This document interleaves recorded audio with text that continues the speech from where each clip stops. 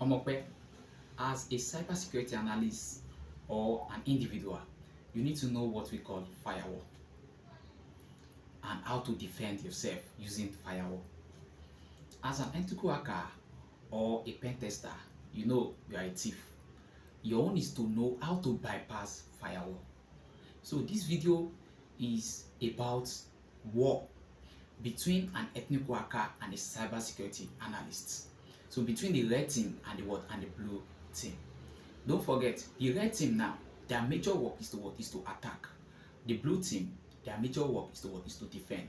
So these people, which are the blue team, their work is to what? Is to set up a firewall and defend a particular app, a particular website, or a particular software, or a particular organization. Why these people, which are red team, the ethnic hackers, their major work is to what? Is to attack or bypass any firewall that these people have actually set. So what is firewall? Now, firewall is a security program that is designed to monitor, to filter, and to what? And to control the network traffic that is entering a particular system. So it can be an app, it can be a computer, it can be any gadget that you're using. So the major purpose of firewall is just to monitor, to filter, and to what? And to control anything that want to enter into that particular system. So this firewall I want to explain is just like all those gatekeeper that we have in our house. You know those gatekeeper, their major work is to what? Is to prevent strangers from entering your house. Anybody you don't know, they will not allow them to enter. So let's quickly jump to types of firewall.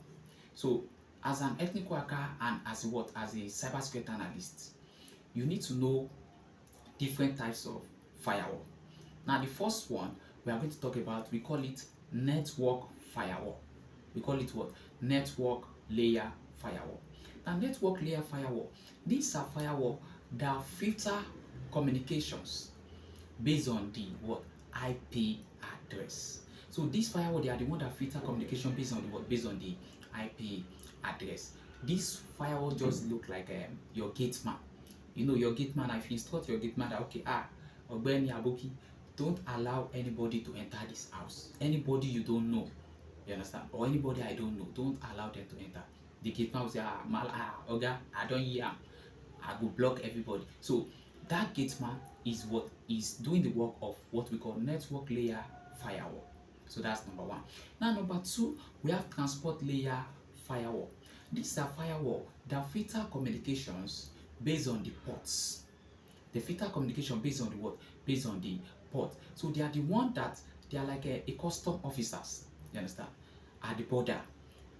They are the one that search all your load, everything that you are taking into a particular country. They will check, they will look whether you have contraband stuff or not. So the moment they notice that you have any contraband stuff, or your port number is not correct, they will deport you. The number three types of firewall, we call it application firewall. These are firewall that filter communications between apps.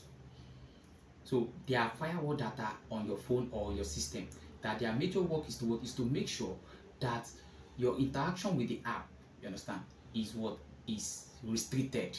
For example, now some of you, when you go, maybe you go to Google, you download facebook.com, download a particular app on Facebook.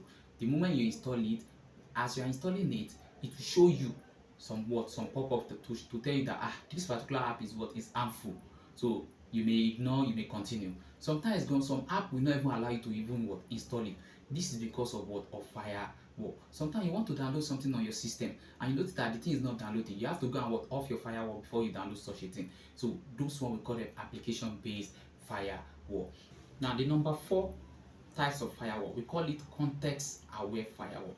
These are firewall that filter communication between the users, device, and application.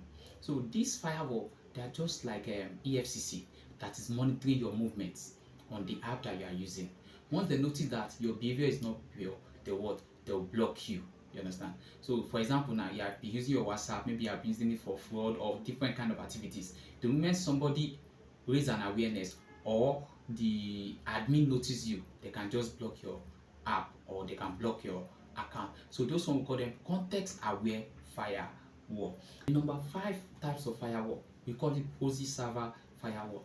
Now these are firewall that filter web contents. They can filter your URL, they can filter your domain, and they can filter your media file.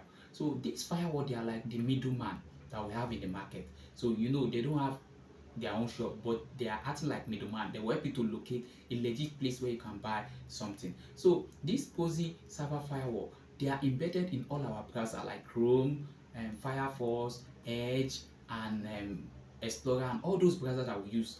You understand? So they are embedded in them so that they can prevent us from visiting a fake website or a scam website. So most time when you are maybe you want to visit a particular website, somebody sends you a link and say, you have visited a particular website, but you notice that by the time you paste it on your web browser, your web browser will tell you that, okay, this website you are about to visit is what is malicious or is harmful. You understand? You may ignore it, you may stop. In fact, some browser will not even allow you to even visit it at all. So those one, we call them Proxy server firewall.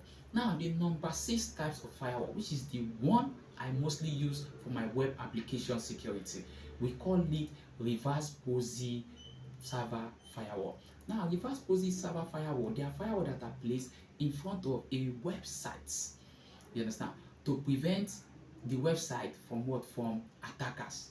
You understand? So those firewall, they prevent DDoS, denial of service attack.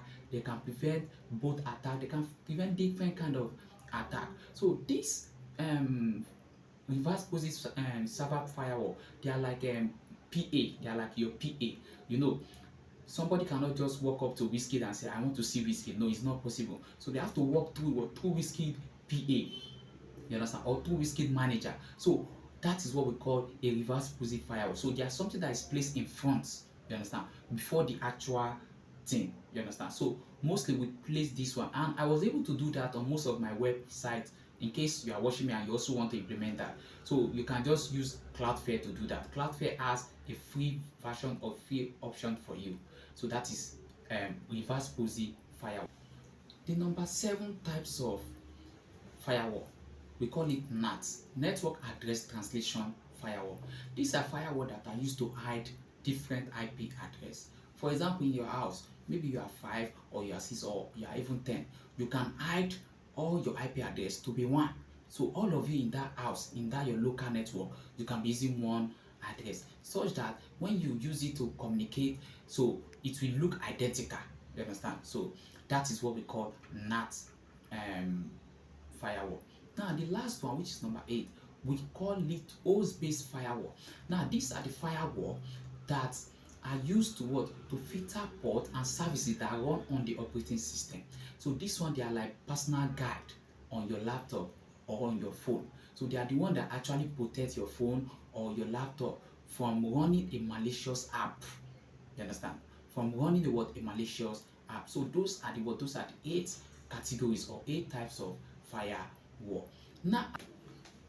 Now, as an ethical hacker or pen tester who want to hack a particular app or website or a particular software, how can you bypass firewall? Because that is your major, as an ethical hacker, your major work is to attack.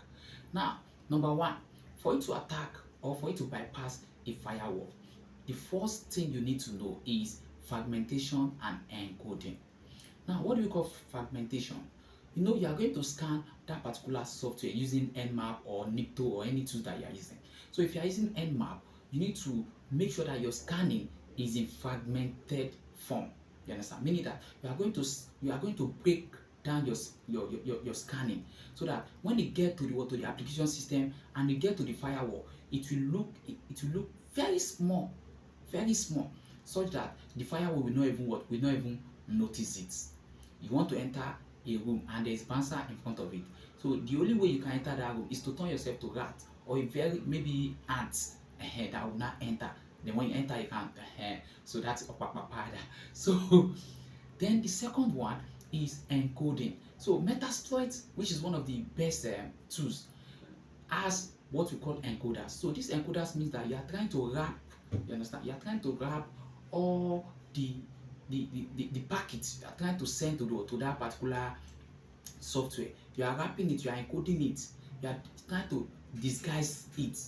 You understand? You are trying to make it not known to the firewall, so that the firewall will not detect it. The firewall will just think that this thing is normal thing, whereas it is not normal. But if you want me to do a full video on how you can bypass firewall using fragmentation and encoders, you can drop comment in the comment section. Now, the second way to bypass firewall, we call it ARP poisoning. Now, how does ARP poisoning work? You know, in an organization, if let's say a particular officer is sending something to a server, so this is the particular officer that is sending something to the server. This is the server. Then in the middle like this, there will be a firewall. So my head now is the firewall. So if this one want to send something to this one, so this one we first check it. You understand? My head will check it. We look at it whether it is correct or whether it is good before I allow it to come to the server. So that is, so how does AR, that is the way it's supposed to be. Now how does AR poisoning happen? AR poisoning happen in such a way that if this person, this officer that is sending something to this server, you understand, he sends something, you understand, he sends something, he's trying to communicate to the server. So what hackers will do there is that they will use what we call man in the middle. So AR-based poisoning just work like a man in the middle. So they will intercept it as this one is coming like this. So hackers will intercept it, hijack, you understand, hijack the old details that is sending, then put their own, you understand, their own packet in it with his own IP. So the moment I get to this firewall, the firewall will think it is just normal packet. It will not know that that packet contains a malicious software. So the moment it comes here, the firewall will just look at it and it will allow it to go.